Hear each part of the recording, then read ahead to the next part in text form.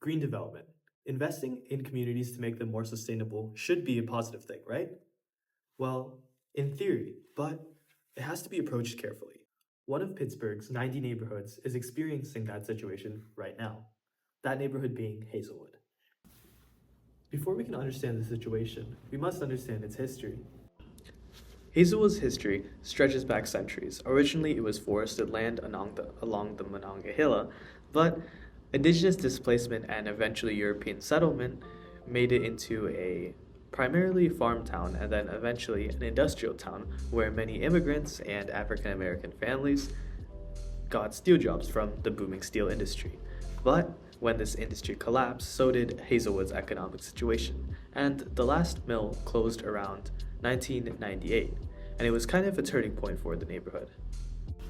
Since the early 2000s, Hazelwood has been reshaped through major investment.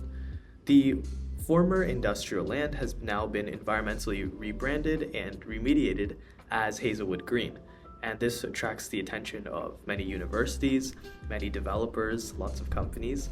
And for a historically underfunded neighborhood like Hazelwood, this seems like a very promising opportunity. But it does raise the important question of as Hazelwood transforms, what happens to all the people and the culture and the community that was built there? Gentrification usually follows a pattern. It's when investment comes in, property values rise, new residents and new businesses come in, and the overall cost of living of an area rises to the point where the original population can't afford to live there no more. And anthropologists see this as capital reshaping an area. And it's not just about the physical buildings or the people that move in, but it's more about who has access and affordability to these new things and who has the decision making power to allow these changes to occur. So now we're left in a precarious situation where we do want investment into the community, but don't want gentrification and the community of Hazelwood to diminish as a result. Throughout my time in Hazelwood, many of the residents suggested I check out the work of the Hazelwood Initiative, one of the main organizations helping bridge the gap between the residents of Hazelwood and the developers of Hazelwood Green. So I went to their office and checked them out myself and learned a lot from them, including some of the efforts they're taking to help the community of Hazelwood. One of them being having open to all community meetings where members can voice their concerns or their hopes for Hazelwood, along with developers can come in, and everyone's open and it's even accessible virtually. There are many meetings and talks that they do, and they help the developers, like they negotiate with the developers so that a certain percentage of housing that is built is for residents themselves. A certain amount of jobs are guaranteed for the Hazelwood community.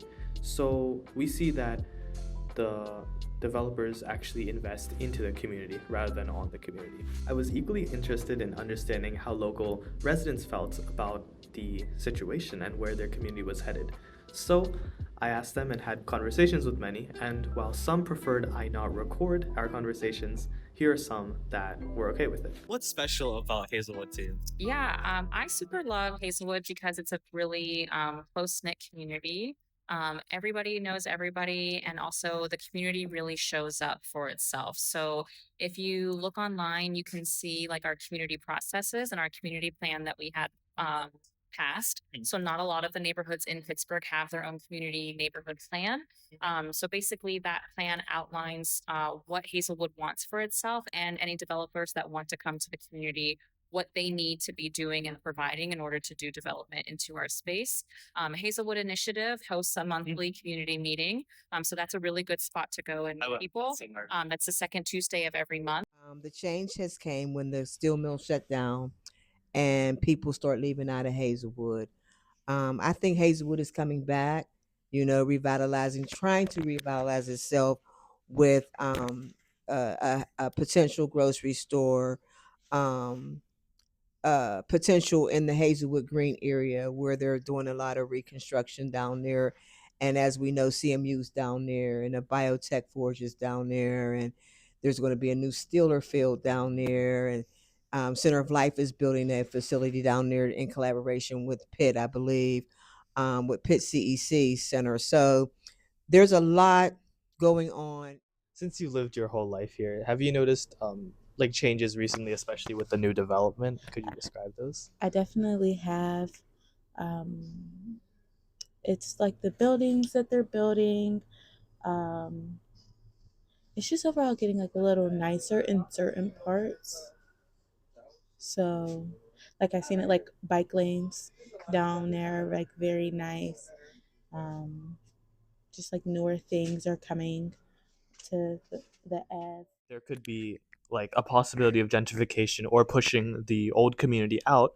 So, but obviously, we would want development in this community to progress it. So, how do we go about this the correct way in your In my opinion? opinion, the correct way is to get the community involved, to get all the nonprofit organizations or the LLC companies that are in Hazelwood. Like there's a coffee shop on the corner, and that's owned by a young man who's only 26 years old, right? We have community kitchen down here who may be leaving the community, but just to get these um, organizations involved and the community at large itself involved in what's going to take place and making sure we're alert and we Hmm. know about if this is leaving or if this is coming so that we can have an opinion on what what needs to be and what doesn't need to be. Even though it might happen anyway, we still Hmm. need to be involved. You have any worries about it, or I mean, I'm not worried about it because I know it's gonna happen. okay? A lot of the newer things that are coming aren't for the people already in this neighborhood. Uh, my personal belief is that like I think it's like those buildings like they're like jobs, like there's like job openings, but they're not for people in this neighborhood. So what's gonna happen is people that work here are gonna want to live very close to home because it's a nice walk away. And in Pittsburgh, you don't really like you're always paying to commute. Like if you Mhm. drive, you gotta pay for parking, you gotta pay for gas, bus passes, train, whatever it is, you have to pay. So if your job is right next to a neighborhood and it's like in walking distance, obviously people are gonna start moving in there. In the future, what would you like to see to make this community even better? Yeah, I mean, I would love to see more family unit housing. Okay. Because like I'm a social worker here, so I work a lot of like case and crisis management with Mhm. folks, and housing is like a big thing. So seeing spots where more families could thrive. There's a lot of folks that don't want to leave Hazelwood, but there just like isn't the real estate or like the place to like stay or move. So that'll be great. On what's your biggest fear, and then what's your biggest hope for the future of Hazelwood? My biggest fear is people being maybe pushed out because they don't know Hmm. or nothing was broken down in layman's terms because a lot of things come or a lot of people or a lot of companies come in the community and talk a lot of jargon and we don't understand what the jargon is. Hmm. So come down, stoop down to our level so that we understand and we're not afraid, right? We can welcome you because it's a trust issue. Hmm. We're territorial. We're a small community. We're very territorial, and we have trust issues with people coming in because we've seen it happen, Right. and just to do displacement or take things away. So if we know and we understand, what you're doing and why you're doing it, and how can we benefit from it, Hmm. that would be great. But the scary part is when we don't know. What do you hope to see in Hazelwood in maybe 10 or 5 years? Um, I would like to see it a lot cleaner for sure. I think Hazelwood has awesome potential to be a very, very nice neighborhood. So I just like to see it nicer. Like Right. I want to like I've lived here my whole life and the location's not bad at all. So just for it to be a little safer. Throughout my many visits in Hazelwood for this study, I've noticed that most of the people I've talked to have been quite informed about their community and the dangers it faces. I feel like that's a great start and definitely a step in the right direction because once a neighborhood or community is aware of the dangers that they face, they can actively work towards resolving those. And I feel like this informed nature of the community really gives it an edge, and it gives me hope that they will be able to navigate this development correctly so that their community advances without losing its identity and their culture. And hopefully, they can be an example for future communities in the same boat.